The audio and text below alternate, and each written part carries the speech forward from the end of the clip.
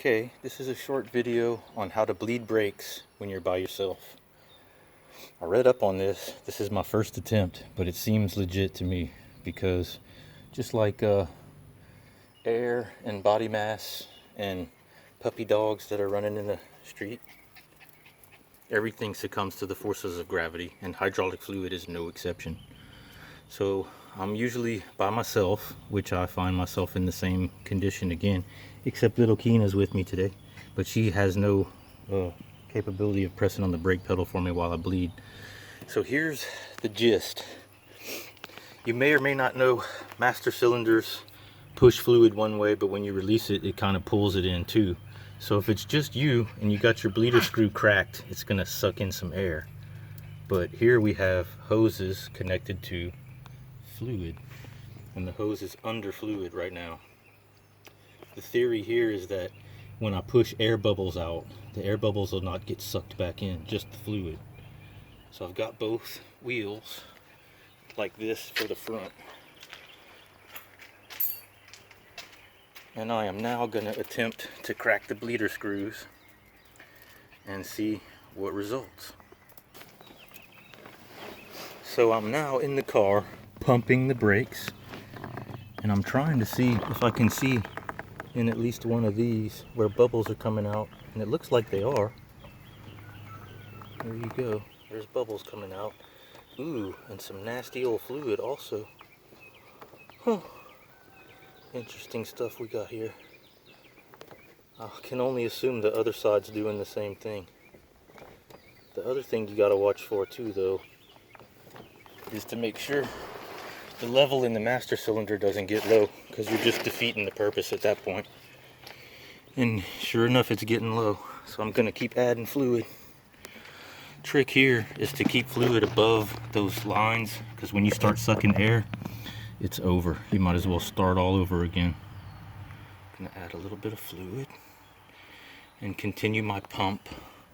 Wait a minute, look, gravity's taking over a little bit right now. That's kind of awesome. That's telling me that the fluid is pretty much displaced the air at this point. So now I've got a little suction going on in those jars. Look at this, some nasty old fluid. That's probably 30-year-old brake fluid coming out. I'm gonna give her a few good old pumps again and see what results. I'm gonna do one set at a time, because I figure one set at the front and then one set at the back should be the proper way to do this. Wait until I got these jars almost filled up. Really looks like I'm getting rid of a lot of air.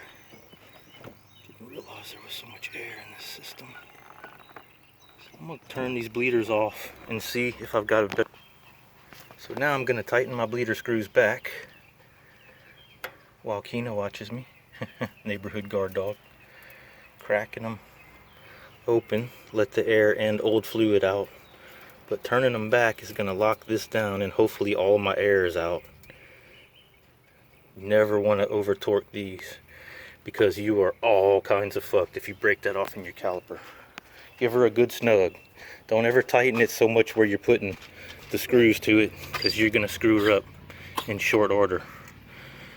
Oh, got bones in it? What you choking on? My assistant is always chewing stuff she shouldn't.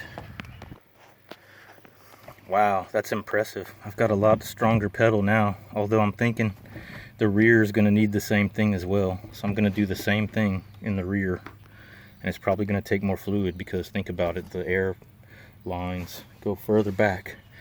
But the trick to this is patience and being really slow. Remember the basic concepts of hydraulic nature. You got to get air out of it. With these hoses under fluid like this, all it can do is suck up fluid and not air. You don't want to suck fluid back up, because you're not going to have brakes. Anyhow, I can't believe how easy this is. Just read about it the other day, so I got a wild hair, to try it myself, and I can already feel major pedal on just doing the front. So I'm sure by the time I do the back, it's going to be legit. Good luck to you guys, and have a great one.